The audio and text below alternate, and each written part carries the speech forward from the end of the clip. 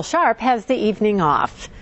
Investigators back at the scene of an emergency plane landing in Mount Pleasant to figure out why the pilot was forced to land in the marsh. Pilot Terry Hunefeld was able to safely land the twin-engine Piper plane just off Horlbeck Creek yesterday afternoon after 2 o'clock. Nicole Johnson tells us why there's concern today. Charleston County Rescue Squad took investigators by airboat to the plane emergency landing site. FAA requested our assistance along with DHEC to go back out to the crash site. The airboat has got a large helicopter engine on the back of it. It'll carry 8 people, and it'll go through the marsh and dry mud, sand, gravel.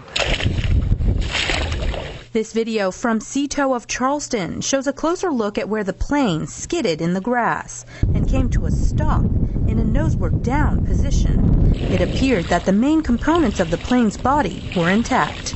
An FAA spokesperson says their investigators will help gather information to provide to the National Transportation Safety Board. Then it will determine what caused the emergency landing. Another big concern of authorities out here on the scene was whether or not the plane was leaking any fuel. And I'm told the Coast Guard was called out to control any spills. With the amount of fuel on board, I don't think it will be very detrimental to the marine life, but any fuel can't be good, so the Coast Guard's here to prevent that. Coast Guard officials say there was a small amount of fuel seepage from the plane, and estimate about 100 gallons on board. They say because it is aviation fuel, it runs off quickly and won't be a major threat to the environment, but it will be cleaned up. Officials expect the plane to be removed from the area within 24 hours, but not at the expense of local government agencies. None whatsoever. It'll be up to the insurance company and then whoever owns the plane to remove that from the marsh area.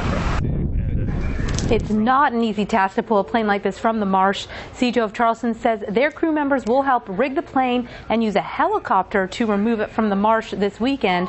Tow companies say this retrieval costs insurance companies thousands of dollars. Back to you. All right, we can imagine that would. Thanks so much, Nicole. The pilot and passenger on board were not hurt at the time of the landing. The plane was being repossessed, and the pilot had planned to fly it from North Myrtle Beach to Fort Lauderdale.